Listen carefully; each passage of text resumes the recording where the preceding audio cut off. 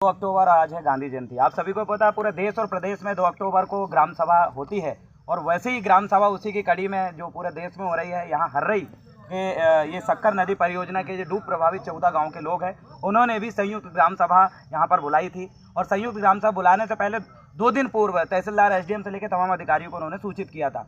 सूचित करने के पश्चात भी जब आज ग्राम सभा वहाँ पर हुई, लोग जब पहुँचे तो तहसीलदार और एसडीएम महोदय के माध्यम से ये कह दिया गया है कि आप गलत स्थान पर ग्राम सभा ले रहे हैं और गलत तरीके से आपने लिखे हैं, जबकि तरीका और स्थान दोनों चीज़ पूछने के बाद भी स्पष्ट रूप से नहीं बताया गया। इससे पेशा कानून के जो अध्यक्ष हैं वो सभी नाराज हो और आज जो गांधी जयंती है एक काला दिवस के रूप में उनके लिए साबित हुआ। जो गांधी जयंती स्वराज के लिए जानी जाती है और आज वही गांधी जयंती के दिन पूरे के पूरे जो ग्रामवासी आज यहाँ पर उपस्थित है वो सब अपनी 1 इंच भी जमीन नहीं देना चाहते, लेकिन आज प्रशासन और तमाम पूंजीपतियों के मिली भगत के कारण आज उनकी ये ग्राम सभा फैल हुई है और प्रशासन ने कहा कि इस ग्राम सभा को हम नहीं मानते। पूरे के पूरे 14 गाँव के लोग मौन प्रदर्शन करते हुए और काला दिवस के रूप में मनाते हुए आज यहाँ पर एकत्रित हुए हैं। देखिए, ग्राम सभा का ये फैसला था, ग्राम सभा वो वैध माने या अगर वैध नहीं है तो उस ग्राम सभा को आप वैध तरीके से लिख देते या स्थान बता देते। ना आप स्थान बता रहे हैं, ना ग्राम सभा का जो फॉर्मेट है वो आप व्यवस्थित तौर पे बता रहे हैं, उसके बाद बोलते हैं कि ये दोनों चीज़ें गलत है, हम इसको नहीं मानते।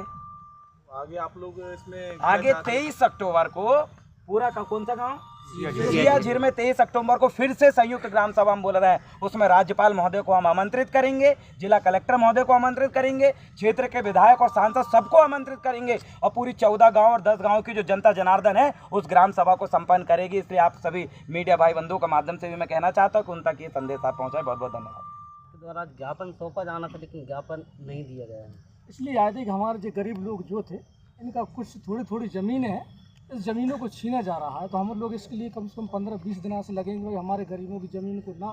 हम जो विकास के विरोधी तो खैर नहीं है, लेकिन भाई जो आदिवासियों को विनाश करके अगर विकास करते इसके विरोधी हम लोग हैं। इसलिए है कि हमारे गरीबों हम चाहते हैं कि भाई हमारे गरीब यथावत वहाँ बचे रहें।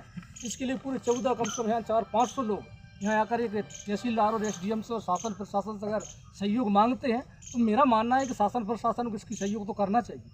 ये कितनी बड़ी गंभीरता स्थिति है। आज हमारे पूरे आदिवासी लोग बेचारे भटक रहे हैं, कितनी भटकते। अगर हम शासन के अगर मान लीजिए तहसील की ज़मीन मंगाएंगे तो तहसील हमको देगी नहीं, हमारे आदिवासी किस बेस में ज़मीन देंगे। तो मेरा मानना है कि आदिवासियों को ज़मीन को आप अथावत वहीं रहने दें, हमारे आदिवासियों को विनाश करने का मौका ना आए जिससे हमको मजबूर होकर रोड में लड़ेंगे।